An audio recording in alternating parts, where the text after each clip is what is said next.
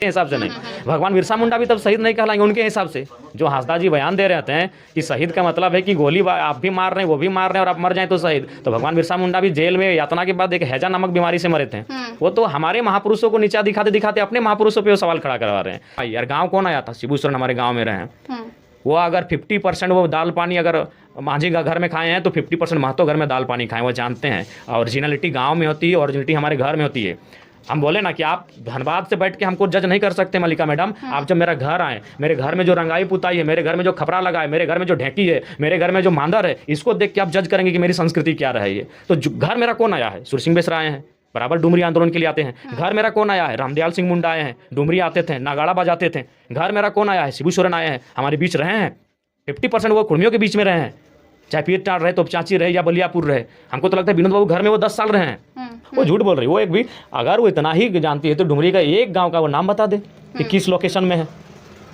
एक गांव का डुमरी का वो नाम बता दे किस लोकेशन में है, किस ब्लॉक में है और किस पंचायत में है। उनको शेड्यूल हम लोग देते थे, उस शेड्यूल के अनुसार हमारे पार्टी के नेता उनको लेके जाते थे। बात नहीं है वो हमारी दीदी को हमको लगता है 1500 लोग जानते थे।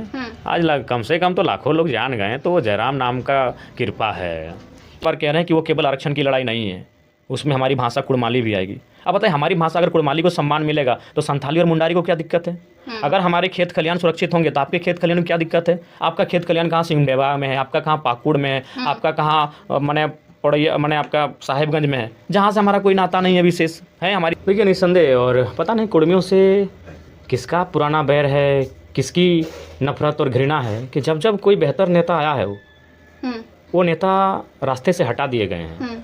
ऐसे नहीं, उस समाज के बहुत नेता हैं, लेकिन जो समय के साथ मौन रहे हैं, चुप रहे हैं, उनको समाज में क्या हो रहा है नहीं हो रहा है उनसे फ़र्क नहीं पड़ा है, केवल अपना राजनीति करना है, वो जिंदा रहे हैं।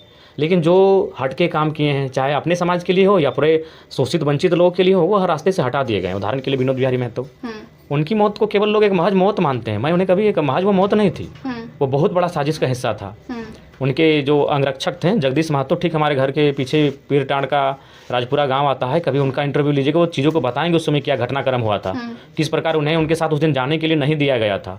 तो वो केवल एक महज साधारण एक मौत नहीं थी, उसमें भी कई कारण था जी। सुनील महतो तो सबने देखा कि दनादन 12 गोलियां दाग दी गई, एक फुटबॉल के मैदान में बहाना बुलाया गया, जबकि उससे पहले वहाँ कभी फुटबॉल का टूर्नामेंट नहीं हुआ था, ना कोई मीटिंग हुई थी कि वहाँ फुटबॉल टूर्नामेंट हो रहा, ना उसके बाद कभी वहाँ फुटबॉल टूर्नामेंट हुआ। तो कई कारण रहे हैं जिस समाज के जब कोई नेता मुखर होकर आया है तो रास्ते से हटा दिया गया है। सुधीर महतो जब उप मुख्यमंत्री के पद तक पहुँचे तो एक रसगुल्ला खाने के बाद उन्हें माने मृत्यु हो जाती है। कई ऐसे नेता हैं जो जब वो अपने बेहतर स्थिति में आए तब उन्हें